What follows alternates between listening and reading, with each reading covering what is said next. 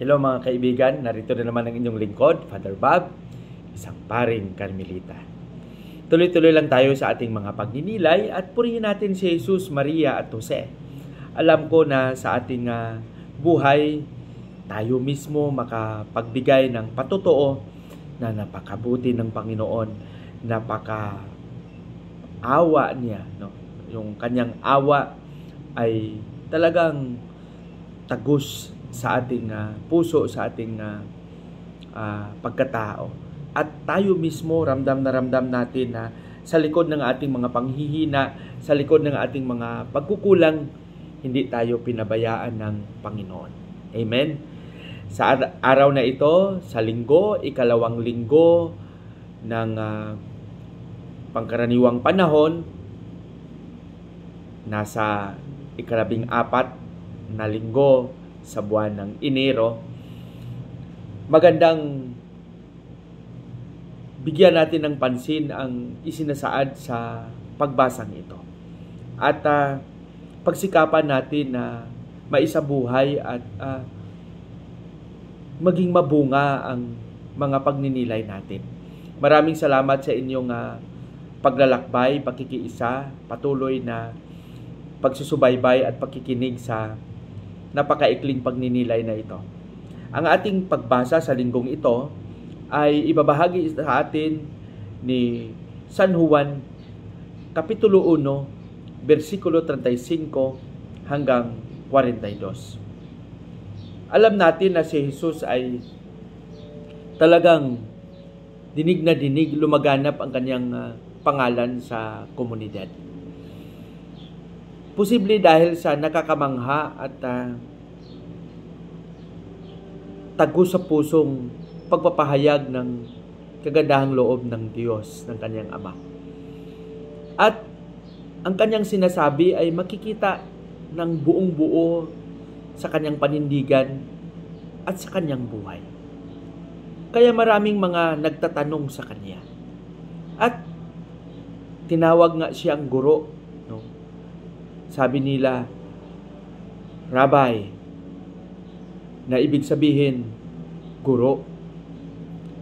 At out of curiosity, no, they are somehow asking Jesus kung saan siya nakatira, saan siya namalagi. Dahil, alam mo, manghang-mangha sila. Kaya nga, anong sagot ni Jesus? Halika at iyong makita. Come and you will see. Itong salitang ito ay napakagandang maging simula ng ating pagninilay sa linggong ito. Halika at iyong makita. Maunawaan natin ang pagmamahal ng Panginoon, maramdaman natin ang kanyang pamamalagi sa ating puso kung tayo mismo ay kumikilala at hinahayaan nating pumasok siya sa ating isipan, sa ating puso, at sa ating pagkatao.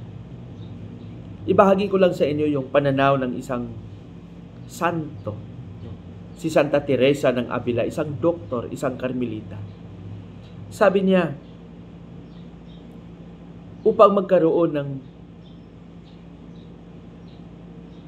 pamumuhay na nakasentro sa Panginoon, sabi niya, isipin lang palagi ang Panginoon. Put everything God in your life. Sa puso at sa isipan. Pangalawa, sabi niya, do everything with God. Gawin ang lahat sa pangalan ni Jesus. Meaning, hindi mo ito ginagawa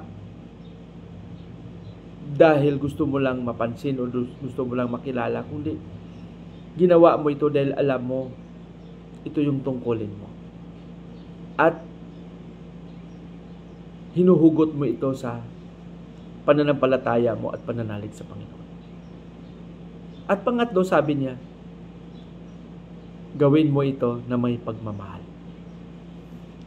Kung ang Panginoon ang naging sentro ng iyong buhay, ng lahat ng iyong pagkatao, ang lahat ay gagawin mo rin sa pangalan ni Jesus. Kaya nga sabi ni Jesus, halika, at iyong makita. Inaanyayahan tayo ni Jesus na lumapit sa Kanya, pang makita natin ang Kanyang kabutihan, ang Kanyang awa, at Kanyang pagmamahal.